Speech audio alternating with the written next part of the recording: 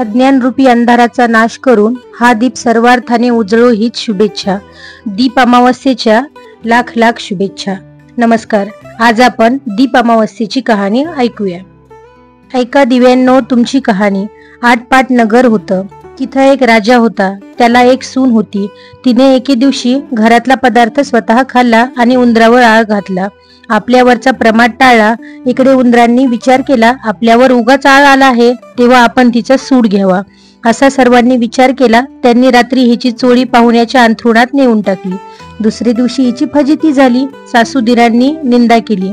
घरातून तिला घालवून दिली.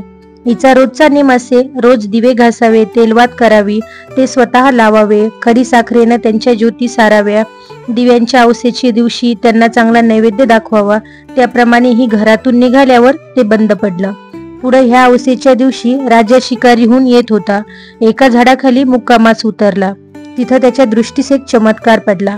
आपले सर्व गावातले दिवे अदृश्य रूप धारण करून झाडावर येऊन बसले आहेत. एकमेकांपाशी गोष्टी करीत आहे.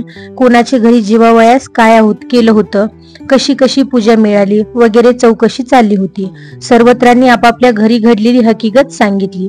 त्यांच्या मागून राजाच्या घरचा दिवा सांगू लागला, बाबांनो काय सांगू, यंदा माझ्यासारखा हतभागी कोणी नाही. मी दरवर्षी सर्व दिव्यात मुख्य असायचो. माझा थाटमाट जास्ती व्हायचा. त्याला यंदा अशी विपत्ती दिवस काढावे लागत आहे. इतकं म्हटल्यावर त्याला सर्व दीपकांनी विचारलं, असं होण्याचं कारण काय?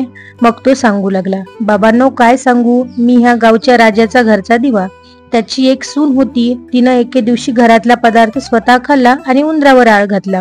आपल्यावरचा प्रमाद टाळला. इकडे उंदरांनी विचार केला, हा आपल्यावर उगीच आळ घातला आहे, तेव्हा आपण इथं सूड घ्यावा.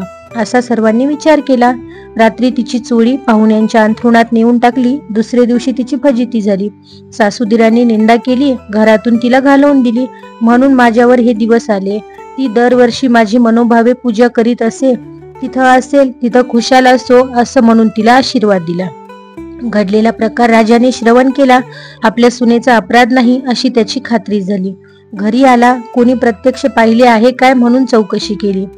तिला मेना पाठवून घरी आणली. झाल्या गोष्टीची क्षमा मागितली. साऱ्या घरात मुखत्यारी दिली.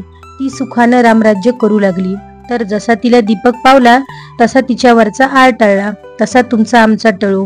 ही 60 उत्तराची कहाणी 5 उत्तरी सफळ संपूर्ण.